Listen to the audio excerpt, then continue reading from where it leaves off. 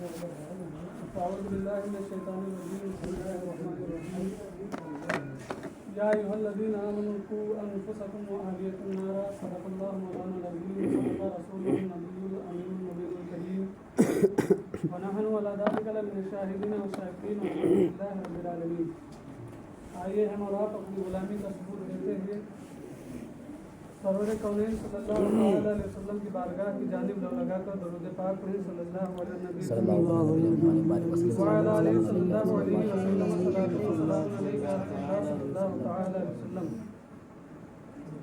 نعت پاک کے چند اشعار آپ تک پہنچا رہا ہوں، سماعت فرمائیں.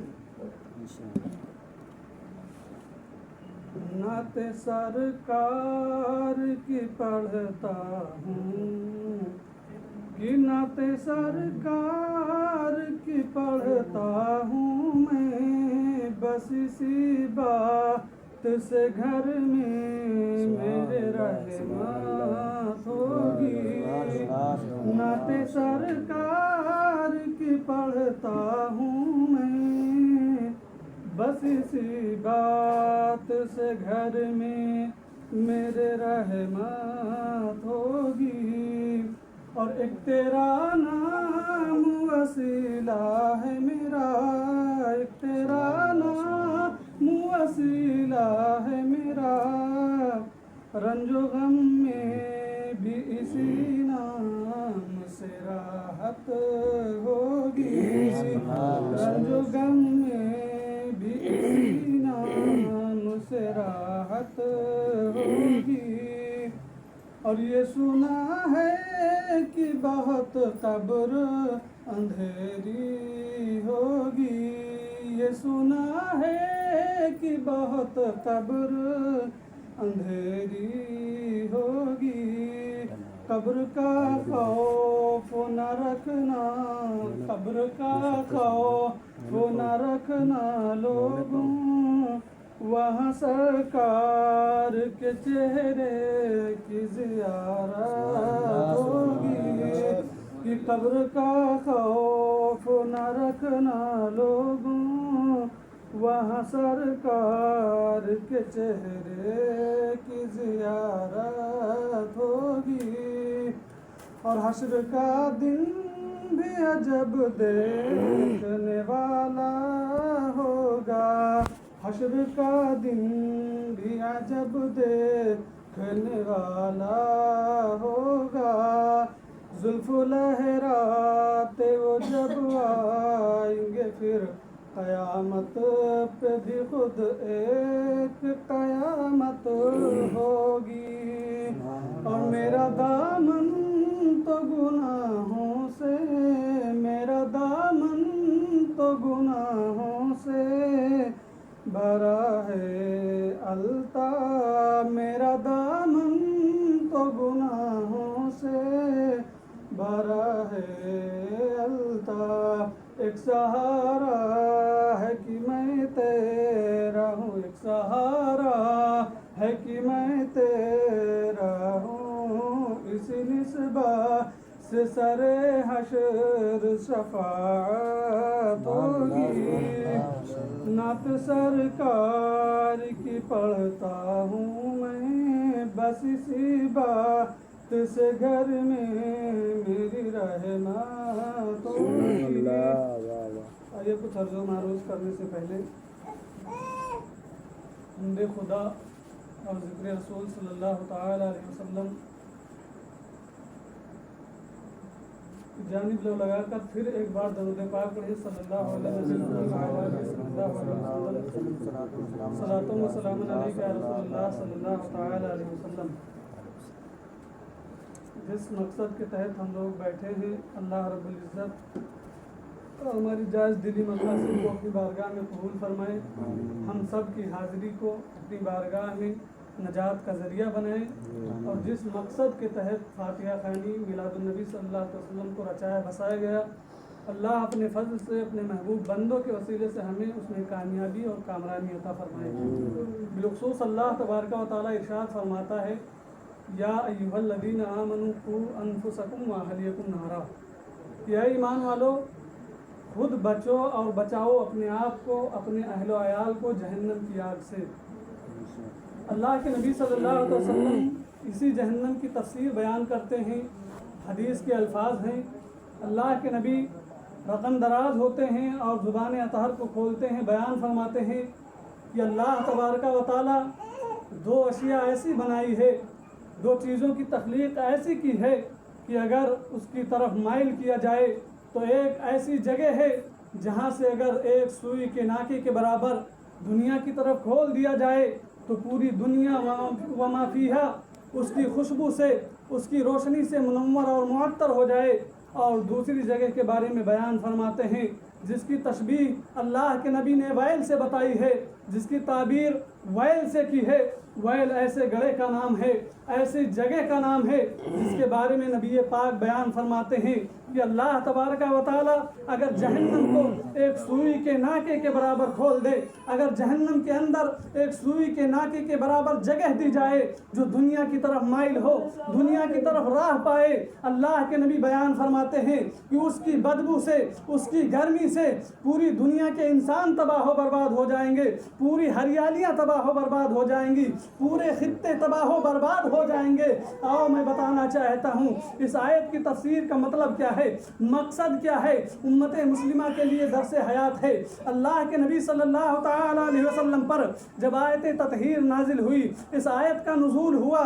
نبی آخر الزمان صلی اللہ تعالی علیہ وسلم 40 سال کی عمر مبارک میں اپنے عزیز و اقارب کو پہاڑ پر چڑھ کر, غزوہ ثور میں جا کر, تمامی مقام پہ جا کر, جنگوں میں تشریف لے جا کر یہ اعلان نبوت کرتے ہیں کہ اللہ ایک ہے, میں اس کا آخری نبی ہوں, اور کلمہ پڑھاتے ہیں. لیکن بعض ایسے لوگ ہیں, ایسے چہیتے ہیں جو سرکار کے اہل میں شامل ہیں, جو ان کے خاندان میں شامل ہیں, جو ان کے گھر والوں میں شامل ہیں. تو اللہ تبارک و تعالیٰ جب اپنے محبوب کو حکم دیتا ہے کہ اے محبوب آپ دین کا پیغام پیدا فرمائیں, دین کے پیغام کو عروج بخشیں, اللہ کی وحدانیت کا اقرار کریں, اپنی رسالت کا اقرار کروائیں, اتنا سننا ہوتا ہے تو آیت تطہیر نازل ہوتی ہے, آیت کریمہ نازل ہوتی ہے, یا ایھا الذین آمنوا قوا انفسکم واہلیکم نارا, اے ایمان والو اپنے آپ کو بچاؤ جہنم کی آگ سے, اپنے اہل و عیال کو جہنم کی آگ سے بتاؤ. اتنا سننا ہوتا ہے. اللہ کے رسول کی آنکھیں اشکبار ہوتی ہیں,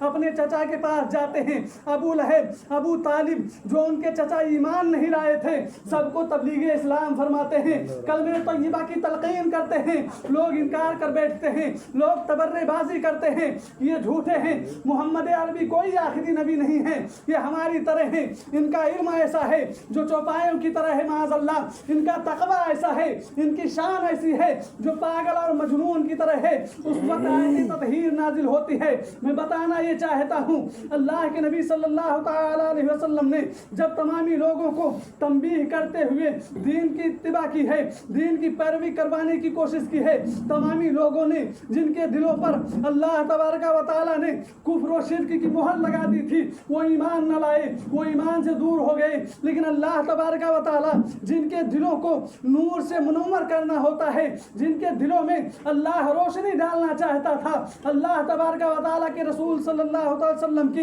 ایک کشائی, لب کشائی پر, ایک کلمہ پر تمامی لوگوں نے دست بدست کلمہ پڑھا ہے. اور کچھ ایسے نااہل ہیں جو سرکار کے چچا ہیں, ان کے خاندان کے چہیتے ہیں, ان کے خاندان کے رہنے والے ہیں, وہ انکار کر دیتے ہیں, وہ رسول کو جھٹلا دیتے ہیں. لیکن اللہ کے رسول رنجیدہ ہوتے ہیں, پھر اللہ تبارک و تعالیٰ کی بارگاہ میں دعا کرتے ہیں, اے رب قدیر میرا پیغام یہ تھا کہ میں لوگوں تک کلمہ دین کو پہنچاؤں, میں تیرے ربوبیت کا اظہار کروں, اپنی رسالت کا اقرار کرواؤں. لیکن اے اللہ تبارک و تعالیٰ میرے کچھ ایسے عزیز و اقارب ہیں جو مجھے جھٹلاتے ہیں. اللہ تبارک و تعالیٰ بیان فرماتا ہے, اے میرے مقدس محبوب صلی اللہ تعالی علیہ وسلم آپ کا کام صرف ہے پہنچا دینا, آپ کا کام منوانا نہیں ہے. پھر آیت تطہیر نازل ہوتی ہے, اس کے بعد آیت غضب کا نزول ہوتا ہے. اللہ تبارک و تعالیٰ پہلے پارے میں ارشاد فرماتا ہے, ختم اللہ علی قلوبہم وعلی سمعہم وعلی ابصارہم غشاوۃ ولہم عذاب عظیم. جو انسان ایمان لانے والا نہیں تھا, جو لوگ ایمان سے منحرف تھے, جو لوگ رسول اللہ کے دین سے منحرف تھے, اللہ تبارک و تعالیٰ نے آیت غضب کو نازل کر کے یہ بیان فرما دیا کہ محبوب آپ کا صرف کام یہ تھا کہ تبلیغ اسلام کو ان تک پہنچا دی جائے. ان کے دلوں پر اللہ نے مہر کر دی ہے, ان کے کانوں پر اللہ نے مہر کر دی ہے, ان کے آنکھوں پر اللہ نے ایک گھٹا تو پردہ ڈال دیا ہے جس سے وہ حق تو دیکھ رہے ہیں, حق ان کے دلوں میں سرایت نہیں کر رہی ہے. حق سنتے تو ہیں لیکن منحرف ہو جاتے ہیں. میں بتانا چاہتا ہوں کہ اللہ کے رسول کے گھر والے جو دیندار تھے, انہوں نے کلمہ پڑھا, جو بے ایمان تھے, جو ابو جہل, ابو لہب, ابو طالب تھے, نبی کے دین کا انکار کر بیٹھے, ان کو اللہ تبارک و تعالیٰ نے یہ نہیں فرمایا کہ یہ نبی آپ کے چہیتے ہیں, آپ کے چچا ہیں, وہ بھی جنت میں رہیں گے, بلکہ اس بات سے پتہ چلتا ہے کہ شریعت مطہرہ کا کوئی ماننے والا ہو, باپ ہو یا بیٹا ہو, اولاد ہو یا پوتے ہوں, اگر دین کے مطابق زندگی بسر کرتے ہیں, اگر باپ عالم ہے, اچھے طریقے پر اپنی زندگی بسر کرتا ہے تو وہ جنت میں داخل ہوگا. اگر اس کے بیٹے شرابی اور جوا کاری میں اپنی زندگی بسر کرتے ہیں, اللہ کا پیغام ہے جو جوا کھیلتے ہیں, جو شراب کاری میں ملوث رہتے ہیں, وہ جنت کی بو سے بھی دور کر دیے جائیں گے. اب بتاؤ, وہ عالم جن کے گھر میں بیٹے ہیں, وہ عالم جن کا باپ عالم بعمل ہو, اس کا بیٹا جہنم میں جاتا ہوا نظر آتا ہے. وہ بیٹے جس کے والدین پڑھے لکھے ہوں, وہ بیٹے وہ پوتے جس کے دادا دادی پڑھے لکھے ہوں, وہ اگر دین سے منحرف ہوتے ہیں, رسول اللہ کے دین کا انکار کر بیٹھتے ہیں, شریعت کو ترک کرتے ہیں, تو ان کا ٹھکانہ جہنم ہوگا. بہت سے واقعات ایسے ہیں. حضرت آدم علیہ السلام کی زندگی کو دیکھیں, اور بھی بعض انبیاء کرام ہیں کہ اپنی اولادیں ایسی ہیں جو حضرت آدم علیہ السلام کی اولادیں ہیں. حابیل اور قابیل ہیں. حابیل نے قابیل کو قتل کیا, وہ نبی کا بیٹا ہے, اس کا ٹھکانہ جہنم ہے. حضور صلی اللہ علیہ وسلم کے زمانے میں ان کے چاچاؤں نے انکار کیا, وہ جہنم میں داخل ہوں گے. حضرت موسیٰ علیہ السلام کے زمانے میں ان کی قوموں میں ان کی رسالت کا اقرار نہ کرتے ہوئے دھتکار دیا, انکار کیا, وہ سارے کے سارے اللہ کے عذاب میں ملوث ہوئے, نارے جہنم ہوئے. اور میں بتانا چاہتا ہوں کہ تقریر کا مقصد یہ ہوتا ہے, فاتحہ خوانی کا مقصد یہ ہوتا ہے کہ اللہ نے زندگی دی ہے تو اسے بسر کریں. اور میں ایک حدیث سنانا چاہتا ہوں. امام راضی رحمۃ اللہ تعالیٰ علیہ بیان فرماتے ہیں کہ انسانوں کی آبادی ایسی آبادی ہے, اگر وہ چاہیں تو عذاب سے بچ سکتے ہیں, لیکن موت سے بچنے کا کوئی راستہ نہیں ہے, کیونکہ قرآن کی آیت کریمہ ہے کلو نفس ذائقۃ الموت, ہر جاندار شے کو موت کا مزہ چکھنا ہے. لیکن امام راضی بیان فرماتے ہیں کہ انسان اگر بچنا چاہے جہنم کی وادی سے بچ سکتا ہے, انسان اگر بچنا چاہے جہنم کی آگ سے بچ سکتا ہے, اس کی ویل اور تباہی سے بچ سکتا ہے, لیکن اگر انسان موت سے بچنا چاہے تو موت سے نہیں بچ سکتا. اور میں بتانا چاہتا ہوں, امام راضی بیان فرماتے ہیں کہ دو کام ایسے ہیں کہ انسان اگر کرتا ہے تو آخرت میں اس کی سزا اور ثواب اور عذاب ملے گا ہی ملے گا, لیکن دنیا میں بھی اللہ تبارک و تعالیٰ کا عذاب اس پر نازل کیا جاتا ہے. امام راضی بیان فرماتے ہیں کہ وہ انسان جو اپنے والدین کی قدم بوسی کرتا ہے, وہ انسان جو اپنے ماں باپ سے الفت و محبت کرتا ہے, ہمہ وقت ان کی پریشانیوں کو اپنی پریشانی سمجھتا ہے. امام راضی بیان فرماتے ہیں اللہ تبارک و تعالیٰ ان بچوں کو جو اپنے والدین کی خدمت کرتے ہیں دنیا میں ذلیل و خوار ہونے سے روک لے گا, ذلیل و خوار نہ ہونے دے گا, دنیا میں انہیں آسائش سے اور مالوں سے نوازے گا, اور آخرت کے دن جنت الفردوس میں اعلیٰ سے اعلیٰ مقام عطا فرمائے گا. اور دوسری بات بیان فرماتے ہیں امام راضی کہ وہ انسان جو اپنے والدین کے ساتھ بدسلوکی کرتا ہے, انہیں گالیاں دیتا ہے, ان پر تبرے بازی کرتا ہے, ان کو برے الفاظ سے تلقین کرتا ہے, امام راضی بیان فرماتے ہیں اس انسان کو اللہ تبارک و تعالیٰ آخرت میں تو عذاب دے گا ہی دے گا, لیکن اس کا عذاب دنیا میں بھی عطا فرماتا ہے. وہ چاہے جتنا مالور ہو جائے, چاہے جتنا طاقتور ہو جائے, اسے چین و سکون نہیں ملتا ہے, وہ ذلت اور رسوائی کے دامان میں پھنسا ہوا ہوتا ہے. لیکن مقصد یہ ہے کہ ہمیں اور آپ کو اللہ نے اگر زندگی دی ہے تو اس زندگی کی قدر کریں, کیونکہ ایک دیہاتی کہاوت ہے, بھینس جب مرتی ہے تو دودھ اس کے زیادہ ہو جاتے ہیں یا مرنے کے بعد دودھ زیادہ دیا کرتی ہے. میں کہنا چاہتا ہوں اس کا مقصد اور طریقہ یہ ہوتا ہے کہ مرنے کے بعد دودھ اس وجہ سے زیادہ ہو جاتا ہے کہ اس کی جو بربادیاں ہیں, اس کی جو اچھائیاں ہیں ہمارے نظروں کے سامنے آ جاتی ہیں. وہ ویلا مچا دیتی ہیں کہ میرا باپ تھا, میرے ماں تھے, میرے دادی دادا تھے, جب تک زندہ تھے کسی کی ہمت نہیں ہوتی تھی ہمارے دروازے پر آ کر کھڑا ہو جائے, کسی میں طاقت و ضرورت نہیں تھی میرے عزیز و اقارب سے آ کر بھیڑ جائے. لیکن آج وہی ویل و تباہی ہے, وہی بربادی ہے کہ ان کے مرنے کے بعد بھینس زیادہ دودھ دینے لگتی ہیں. میں کہنا چاہتا ہوں یقیناً مرنا سب کو ہے. اللہ کے نبی صلی اللہ تعالی علیہ وسلم بیان فرماتے ہیں کہ 4 کام ایسے ہیں اگر انسان کر لے 4 کاموں کو تو بغیر مرنے کے بعد فوراً اللہ تبارک و تعالیٰ اسے جنت میں اعلیٰ سے اعلیٰ مقام عطا فرمائے گا۔ حضور بیان فرماتے ہیں کہ وہ انسان جو سچی توبہ کر لے، حضور ارشاد فرماتے ہیں التائب من الذنب کمن لا ذنب لہ، جو انسان گناہوں سے توبہ کر لے اللہ تعالیٰ اس کے گناہ کو معاف فرما دیتا ہے اور اسے ایسا پاک کر دیتا ہے جیسے وہ ابھی ماں کے پیٹ سے پیدا ہوا ہے۔ وہ اگر مر گیا سچی توبہ پر قائم رہا، اللہ تبارک و تعالیٰ اپنے حضور کے وسیلے سے جنت میں اعلیٰ سے اعلیٰ مقام عطا فرمائے گا۔ دوسری بات حضور بیان فرماتے ہیں کہ وہ عورتیں جو اپنے شوہر کی فرما برداری کرتی ہیں، اپنے شوہر سے الفت و محبت کرتی ہیں، ان کی باتوں کو مانتی ہیں اور اپنے شوہر کو خوش رکھتی ہیں، اگر وہ اس حال میں مر جائیں کہ ان کا شوہر ان سے خوش ہے تو اللہ کے رسول بیان فرماتے ہیں کہ مرنے کے بعد اللہ تبارک و تعالیٰ فوراً انہیں جنت نصیب عطا کر دیتا ہے۔ تیسری بات بیان فرماتے ہیں حضور صلی اللہ علیہ وسلم کہ تیسری بات یہ ہے کہ ایک انسان ہے، اس کے 4 6 10 لڑکے ہیں اور مال اتنا کماتا ہے کہ ان لوگوں کو پیٹ بھر کھانا نہیں کھلا سکتا ہے، لیکن بات یہ ہے کہ وہ حرام لقمہ اپنے بچوں کو نہیں کھلاتا ہے، کسی اپنے بھائی کے مال کو غصب نہیں کرتا ہے، عزیز و اقارب کے مال کو جھنجھوڑتا نہیں ہے، بے ایمانی شیطانی نہیں کرتا ہے، اپنی محنت سے روکھی سوکھی روٹیوں کو کھلاتا ہے۔ اللہ کے رسول بیان فرماتے ہیں اگر وہ انسان مر جائے تو اللہ مرنے کے بعد جنت میں اعلیٰ سے اعلیٰ مقام عطا فرمائے گا۔ چوتھی بات اللہ کے نبی صلی اللہ علیہ وسلم بیان فرماتے ہیں کہ وہ انسان ہے جو ان 3 کاموں کو کر لے، اس کے بعد اپنے عزیز و اقارب سے اور حرام مال سے بچتا رہے، اللہ تبارک و تعالیٰ انہیں جنت میں اعلیٰ سے اعلیٰ مقام عطا فرمائے گا۔ ایک مقام پر حضور ارشاد فرماتے ہیں کہ ایک شخص ایسا ہے جو لمبے سفر سے آتا ہے، آنے کے بعد خانہ کعبہ میں داخل ہوتا ہے، غلاف کعبہ کو پکڑتا ہے اور یا ربی کی صدائیں بلند کرتا ہے۔ اللہ تبارک و تعالیٰ کے کرم سے حضور بیان فرماتے ہیں کہ جب انسان اللہ کے خانہ کعبہ کے غلاف کو پکڑتا ہے، رب سے التجائیں کرتا ہے، التماس اور گزارش کرتا ہے، عریضہ لگاتا ہے، تو اللہ کے نبی بیان فرماتے ہیں حال یہ ہے کہ اس کا مال بھی حرام ہے، اس کا کھانا بھی حرام ہے، اس کے تن پر جو لباس ہے وہ لباس بھی حرام کی کمائی کا ہے، وہ جس حال میں سفر کر کے آیا ہے وہ مال بھی حرام ہے۔ اللہ کے نبی بیان فرماتے ہیں اگر کروڑوں میل سے وہ چل کر خانہ کعبہ میں آئے، غلاف کعبہ کو پکڑ لے تو بھی اس کی دعائیں اللہ تعالیٰ قبول نہیں کرتا ہے۔ اب بتاؤ جو بھائی کے حقوق کو مارے بیٹھے ہیں، جو اپنے بیٹوں کے حقوق کو تلف کیے بیٹھے ہیں، جو اپنے والدین کے مال کو دبوچے ہوئے بیٹھے ہیں، اللہ تبارک و تعالیٰ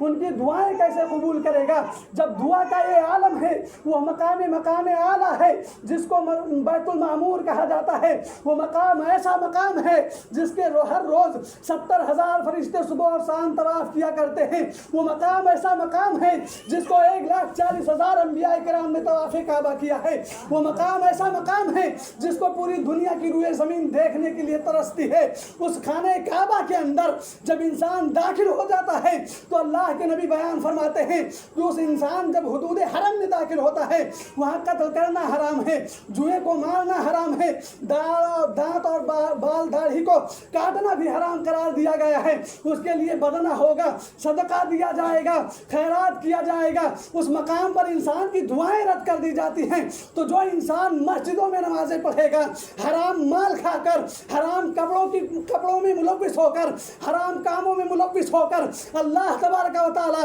اپنی رحمت سے اسے دھتکارتا ہوا نظر آئے گا، اور اگر اسی اسنا میں اس کا انتقال ہو جاتا ہے تو اللہ کے نبی بیان فرماتے ہیں وہ یا تو یہود و نصارہ ہو کر مرے گا یا تو کفر و شرک کی بنا پر مرے گا۔ اس حدیث سے پتہ چلتا ہے کہ اگر اپنے عزیزوں کے مال کو دبا کے بیٹھے ہیں، اگر اپنے عزیزوں کی پراپرٹی کو دبا کر بیٹھے ہیں تو صدقہ کرنے سے کام نہیں آئے گا، مسجدیں تعمیر کرنے سے وہ معاف نہیں ہوں گے، وہ حج و زکوٰۃ کرنے سے معاف نہیں ہوں گے، بلکہ اس کا طریقہ یہی ہوگا اگر اللہ کی بارگاہ میں صحیح و سالم جانا چاہتے ہو، رسول کی رسالت کا اقرار کرتے ہو، اگر یہ چاہتے ہو کہ مدینے والے مصطفیٰ مدینے سے چل کر ہماری قبروں میں آ کر شفاعت کا جام سنائیں، شفاعت کی لکیریں لکھیں، تو اس کا طریقہ یہی ہوگا نمازیں پنجگانہ پڑھیں، درود و سلام پڑھیں، حرام مال کو ترک کرتے ہوئے نظر آئیں۔ اگر حرام مال کو ہم نے چھوڑ دیا تو ہمارے اعمال بھی قبول کیے جائیں گے۔ ایک دوسری روایت ہے،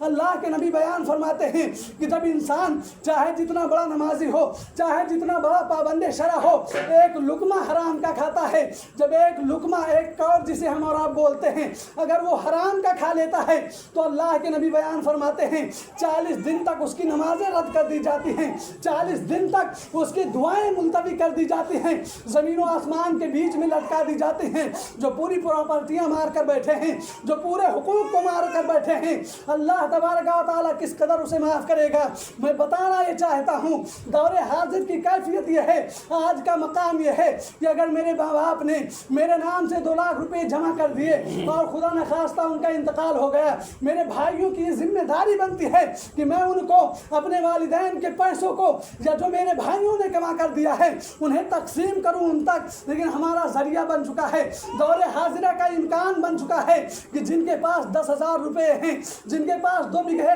ज़मीन है, अगर माँ बाप का इंतकाल हो जाए तो उस माल को वो देना इतना गिरा समझते हैं कि उनकी जान जा रही हो। उसी माल के बारे में अल्लाह के नबी बयान फरमाते हैं कि जब इंसान अपने भाई के या दूसरे के हुकूक को एक बालिश्त, एक मुट्ठी ज़मीन को गसब करता है, छीनता है, तो कल जब वो मरेगा, मरने के बाद कब्र में दाखिल किया जाएगा, अज़ाब इलाही में मुलव्विस होता हुआ नजर आएगा। जब हुजूर की बारगाह में बरोज़े क़यामत लाया जाएगा, अल्लाह तबारक व तआला निदा फरमाएगा, ऐ मेरे मुक़द्दस फरिश्तों, ये इंसान वो इंसान है जिसने दुनिया में अपने लिए, अपने ऐशो आराम के लिए एक बालिश्त ज़मीन को हज़फ किया था, एक बालिश्त ज़मीन को हड़पा था, किसी के माल को दबाया था। अल्लाह निदा फरमाएगा, ऐ मेरे मुक़द्दस फरिश्तों, इस इंसान को 7 ज़मीन के नीचे धंसा दिया जाए, पूरे 7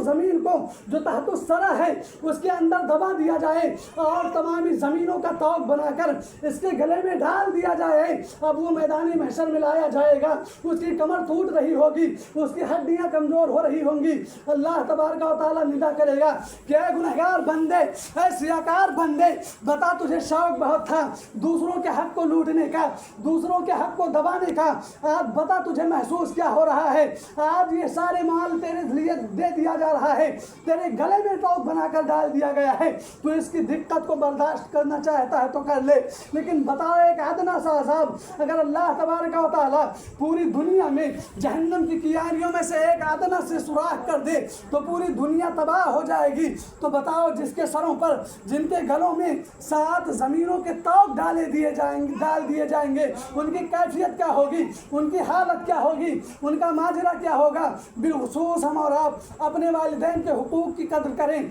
अपने अज़ीज़ व अक़ारिब के हुकूक की कदर करें, और जो माल है यकीनन हम 1 पैसा कम लें, अगर हम बड़े हैं तो हमारा फरीज़ा यही बनता है। अल्लाह के नबी बयान फरमाते हैं कि बड़ा भाई इंसान के लिए, उसके अपने भाइयों के लिए, जो बड़ा भाई होता है वो बाप के हुक्म में होता है, बाप के मारिफत और दर्जे की तरह हुआ करता है। तो हमारा तरीक़ा ये होना चाहिए कि अगर 10,000 रुपये बैंक बैलेंस हमारे नाम है, अगर अल्लाह के करम से हमें उसे तकसीम करना हो तो 2 रुपये या 200 रुपये हम कम ही लें, अपने छोटे भाइयों को ज़्यादा दें, क्योंकि बाप का हक यही हुआ करता है। खुद भूखा रहकर अपने बच्चों की परवरिश करता है तो उसका तरीक़ा यही होना चाहिए। लोग एतराज़ करते हैं, ये उनके दिल और ज़ुबान से इकरार होता है कि दीन पर चलना बहुत मुश्किल है, दीन पर चलना बहुत मुश्किल है। मैं बताना चाहता हूँ, हसन बसरी रज़ी अल्लाह तआला अन्हु हैं, वो बयान फरमाते हैं कि दीन पर चलना इतना आसान है जितना किसी मजहब पर, किसी रास्ते पर चलना आसान नहीं है।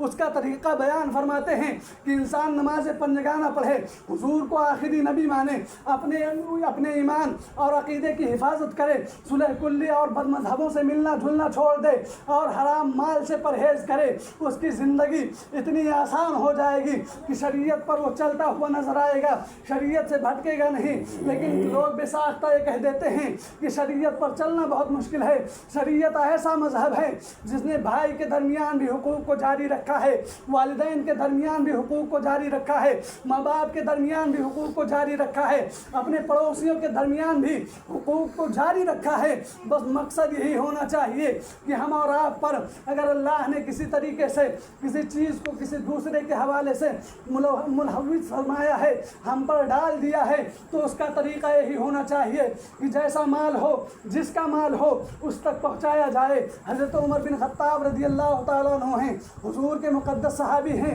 जिनके बारे में अल्लाह के नबी ने जन्नत में دنیا میں جنتی ہونے کی بشارت دے دی ہے. ان کا انتقال کا وقت جب ہوتا ہے, آخری لمحات جب آتے ہیں, وہ عریضہ پیش کرتے ہیں, اپنے بیٹے عبداللہ کو بلاتے ہیں. عبداللہ بن عمر حاضر ہوتے ہیں. وہ عمر ہیں جو 22 لاکھ مربع میل پر حکمرانی کرنے کے بعد